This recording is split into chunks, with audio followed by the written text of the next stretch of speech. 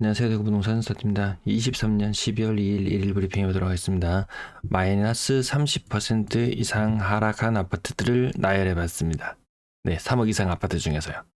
이 배경과 이 제목 익숙하지 않습니까? 여러분들 1년 전 이맘때가 떠오르시죠? 네, 수정태형 대시양 대형 평형 35% 이상 하락했어요. 수동 롯데캐슬 더 퍼스트 40% 가까이 하락했어요. 이 편의 세상 범어 6억 2천, 10억을 넘어갔었던 곳이죠. 대구역 센트럴자이, 아산 태양아라스, 상인역 시내리프트리, 남산역 화성파크드림, 월배역 라운 프라이빗, 삼익주택, 월성 브리지오, 롯데캐슬 레이크, 삼정 브리티시 용산. 여기 나오는 이름들 중에서 네임밸류가 낮다고 생각하는 곳 있으신가요? 다 한 번쯤은 들어봄직한 아파트, 들어봤음직한 아파트. 상황이 이렇습니다. 네, 주간 실거래지수 대구 마이너스 0.03이었고요. 미분양은 서서히 줄어들고 있다. 네, 뉴스에 보면요. 대구의 분양권 소진 수위 3,000건이 소진된 것처럼 보입니다. 그 소진되는 과정이 애매하죠. 여기 전세 전환되면서 한 700가구 정도 줄어들었고요. 분양 취소되면서 한 1,000건 정도 줄어들었고요. 그래서 이 말이 3,000개 소진이지 실질적으로는 한 1,500개 정도 1년 동안 1,500개 정도 소진되었다. 이렇게 보는 게 오히려 맞을 것 같습니다. 악성 미분양은 날이 갈수록 더해가고 있습니다. 903건 1,000건에서 대략 1,000건이라고 잡아보고 분양가 5억이라고 잡아보면 5천억이라는 돈이 여기 묶여 있습니다. 5천억. 뭐 무슨 일만 있으면 뭐 조 단위의 막 이야기가 오가고 국가부채가 1,000조가 어쩌니 저쩌니 이런 이야기를, 그가 1,000조가 아니죠. 뭐 가계부채가 뭐 1,800조가 넘어가고 뭐 이런 이야기들을 들었을 때 5천억 그거 갖고 계산노라고 이야기할지도 모르겠어요. 5천억이고 어마무시하게 큰 돈이잖아요. 5억짜리 아파트 1,000세대 한 개가 텅텅 비어 있다고 생각해 보십시오. 그 얼마나 심각한 문제입니까? 더 심각한 문제는 인구는 2만 명 넘게 빠져나가 2만 명 올해 한 2만 명 정도 빠져나갈 것 같은데요. 아니다, 늘었다. 올해는 인구가 늘었어요. 달성군이 편입되면서 한 요 정도 숫자가 늘어났어요. 실질적으로 대구 시내 인구 한 2만 명 정도 빠져나간다고 치면은 이 규모가 어느 정도인가요? 물론 뭐 2030이 빠져나가는 게 제일 뼈아프기는 하죠. 그래서 그 나가는 거 뭐 별거 아니야라고 생각할 수 있지만 2인 가구 정도가 보통 아파트 하나에 사니까 2.13명 정도가 아파트에 사는 인구니까요. 대략 2인이라고 잡아보고 1만 세대가 빕니다. 1만 세대가. 이거 5억짜리 아파트 1,000세대 정도 지금 빠지잖아요. 요거 지금 준공은 미분양이라 가지고 문제가 심각해진다 이런 이야기가 나오는데, 아파트 아까 1,000세대짜리 몇 개 빠진다고 했나요? 만 세대니까 이 1,000개짜리 10개 10개 맞나요? 2,000명 2만 명 맞네요. 이 준공은 미분양 10배 정도 되는 숫자만큼의 그 아파트에 살아야 될 인구가 빠져나가고 있다.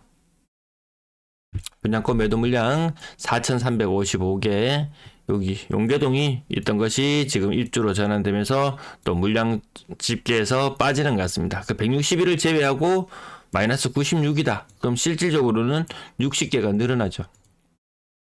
사실상 분양권 안 팔린다. 4,355개의 매물 중에서 이번 주 기준으로 한 50개 정도 거래가 되거든요. 시장에 내놔도 물건 안 팔린다고 보는 게 맞아요. 좋아요도 눌러주시고, 연말이 되었으니까 이제 좀 따뜻한 후원도 좀 해주시고요. 네. 매도 물량, 요번 주 끝자락은 조금 특이한 현상, 거의 뭐 미동이 없다 이렇게 봐도 될 정도. 38,800개. 전세 물량 조금씩 뭐 증감 있는 그 정도의 느낌. 네, 큰 진폭 없이 지금은 움직이고 있습니다. 거래량 61건, 신고가는 없었고요. 11월 거래량 1,353. 제가 오늘 정확하게 시뮬레이션 해봤습니다. 11월의 거래량은 1,713건이 될 것이다. 대략 1,710건. 네, 1,712건이라고 해놨네요. 내년 12월 달 거래량 1,500건 정도 예상합니다. 1,500건. 분위기가 꺾인 게 맞죠. 이때 8월, 9월, 막 10월 이맘때 마지막 뭐 50년 주담대를 이용하기 위해서 특례 일반형을 이용하기 위해서 막차 이건 시간이 지나고 보니까 아 막차가 맞았구나 이때 이후로 분위기가 많이 달라지고 있구나 이런 부분을 느낄 수 있을 것 같습니다. 지금 주간 기준으로 거래량이 337건입니다. 처참할 정도로 줄어들었습니다. 전주 대비 20% 정도 주간 거래량이 감소했어요. 저는 이걸 지금 시뮬레이션 할 때 400으로 잡았습니다. 주간 기준으로. 근데 거기에도 미치지 못하는 거래량이 나올 것 같습니다. 한 350 잡으려고 하다가 그래도 이 추세를 어느 정도 생각해서 생각했는데 주간 기준으로 400건 정도 거래량이 안 나오면은 아 거래 절벽을 마주했구나 이렇게 생각하시면 될 것 같습니다. 일별 매매 가격도 한번 훑어보도록 할게요. 오늘 제목에 달았듯이 수성 태양대 시장 요거 몇 평인가요? 40평형대 네 7억 6천 12억까지 갔던 것이 7억 6천 수성 골드컬리드 센텀 7억 7천 요 40평형이에요. 그럼 9평 기준으로 환산하면은 6억 조금 넘어가는 뭐 6억 전후의 거래 금액 뭐 그 정도로 보시면 될 것 같고요. 그래도 이거 막 전월세 물량 안 빠져서 21년도에 시가했었던 아파트들이거든요. 자, 보물센터를 부르죠. 10억을 살짝 넘어가는 금액. 대단해요라는 이야기 또 나올지도 모르겠어요. 롯데캐스터 퍼스트 1층 마이너스 40% 마치 공시처럼 다시 적용되고 있습니다. 신축 대형 평형 7억 뭐 이거 너무 비싸다 이런 느낌 들 정도.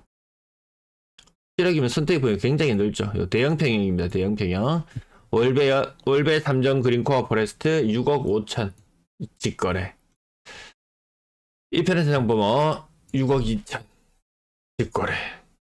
직거래 비중도 살짝 높아지고 있습니다. 대구역 센트럴자이 35%, 앞산 비스타 동원 4억 5천 21년식이에요. 남산 1편한 세상 25평형이 4억 4천 이렇게 너무 비싼 것들이 많아요. 저형평형 앞산 비스타 동원 4억 4천 삼정 브리티시 용산 4억 3천 서대구역 반도 유보라 센텀 요 직거래인데요. 4억 3천 여기 항상 지금 서대구 쪽 항상 지금 말이 많은 것 같습니다. 냄새 이슈 때문에 어떻게 뭐 풀어나갈지 대구시에서 어떻게 풀어나갈지 뭐 분양이나 관심이 있고 뭐 K2 뭐 후적지 개발 뭐 이딴 거에나 관심이 있지 이런 데 별로 관심을 두는 것 같지는 않습니다. 와 그래 시끄럽게 샀나 뭐 이런 느낌이겠죠. 상당도 대샵 3억 7천 앞산 태양하나스 고점 대비 맞아서 3억 7천 뭐 봉덕동을 한창 또 밀던 그런 사람들이 있었던 것 같은데요. 신천이 꼭 한강 같은 느낌은 아니잖아요. 신천이 물론 산책하기 좋고 이런 부분들도 있어요. 저도 좀 다녀봐도 상인역 신일 애피트리 고점 대비 33% 남천역 화성파크드림 소형평형 31% 5억까지 갔던 것이 3억 중반 5억 6천까지 갔던 것이 3억 6천 어마무시한 시절이 지나갔었습니다.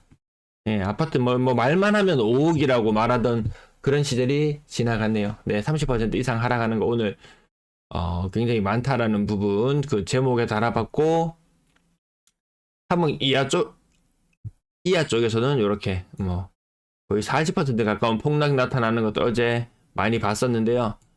이렇게 띄엄띄엄 나와요. 계속 띄엄띄엄 거의 40% 육박하는 하락률을 보이는 것들이 제법 많이 나오더라.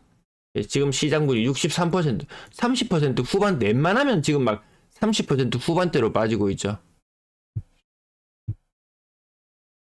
30% 중후반으로 빠지는 것들이 굉장히 많이 보이는 그런 시장인 것 같습니다. 자, 건당 거래 대금은 지금 빠지고 있고요. 요 아직까지 12월은 거래 4건 되었어요. 직거래 2건, 뭐 중개거래 2건, 뭐 이 정도 느낌. 이렇게 요 모습하고 아주 흡사하게 닮아갈지도 모르겠어요. 갑자기 1600건대, 1500건대 거래량 이런 걸 갑자기 맞닥뜨리게 될 수 있습니다. 12월 달에 3억 미만 비중을 올라가고 지금 거래가 제가 저 추수 시뮬레이션 할 때 67% 정도 거래가 되었다. 대략 70% 정도 거래가 되었다고 봤을 때 요거 맞죠? 30% 정도 거래가 더 추가된다 손 치더라도 거래량은 6억 이상 거래량은 100건 아래로 다시 주저앉을지도 모르겠다. 6억 이상 거래 뭐 대출 받기 쉽지 않거든요. 대출 금리 여전히 높습니다. 제가 미국 채권 금리 굉장히 많이 빠져 있어 가지고 가지고 오려고 하다가 오늘 지금 캡처를 못 했네요. 분양권 6건 중에 2건. 사실상 분양권 거래가 없다. 12월 달 거래 3건 되었거든요. 3건 되었어요. 근데 그 중에서 직거래만 3건입니다. 주간 기준으로 한창 때는 100건을 넘어가는 거래량을 보이다가 50건. 매물은 4,300개. 주간 거래량은 53건. 한 달 동안 한 200건 정도 거래되나요? 매물 4,000개. 이 중에서 내 물건이 팔릴 확률이 얼마나 될까? 좀 희박하죠. 뭐 들고 달려가야 되는 수밖에 없는 이런 상황으로 몰린다면 지금 아직도 21년 끝자락에 그 분위기 안 좋고 막 이러던 무렵에도 내달렸죠. 근데 그때부터 미분양도 많이 나오기 시작하고 뭐 이런 일들이 굉장히 많이 있었어요. 시간이 너무 많이 흘러가 버렸네요. 벌써 전세 거래량 465건. 신고가 굉장히 많았다. 신고가 굉장히 많은 주도 있을 수 있다. 뒤늦게 신고되는 것들이 몰려서 그런 것이고요. 주간 기준으로 한 450건 정도 전세 거래가 일어나고 있네요.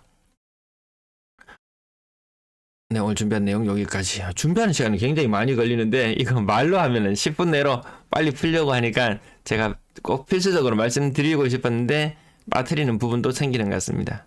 네, 어제 일본 아파트 거래 관련해서 구축이 한 10% 정도 되고 신축이 90% 정도 된다. 우리도 이것을 닮아갈 수 있을 것이다.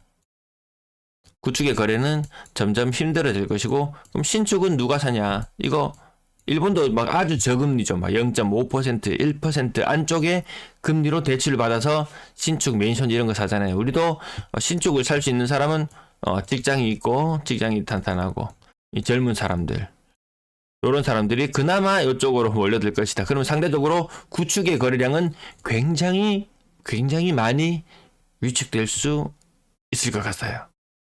그래서 뭐 투자로 이렇게 생각하신다면은 차라리 이쪽이지 이쪽은 투입 금액이 낮은 대신 그것이 수익으로 보답해줄지는 굉장히 미지수인 것 같습니다.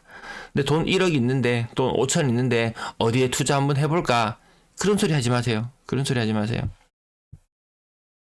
시청 감사합니다.